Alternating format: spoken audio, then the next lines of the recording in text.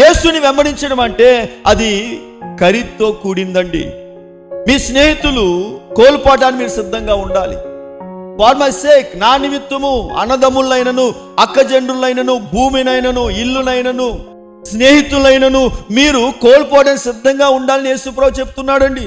చూడండి, యేసుప్రభు వారిని మీరు కలిగి జీవించేటప్పుడు you should be ready to lose your friends.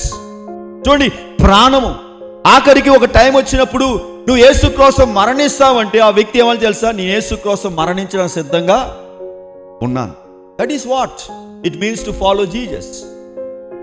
సమయం వచ్చినప్పుడు మన శిష్యుడిగా ప్రభు కొరకు నిలబడటానికి, ప్రభు కొరకు జీవించడం సిద్ధంగా ఉండాలి. మీ కలలు, మీ ఆస్తులు, వీటన్నిటిని కూడా విడిచిపెట్టడానికి మీరు ఏం చేయాలి చెప్పండి? సిద్ధంగా ఉండాలి. మీ ఆశలు ఉండొచ్చు, లోకాశలు ఉండొచ్చు, నేత్రాశ ఉండొచ్చు, శరీర దమ్మము ఉండొచ్చు.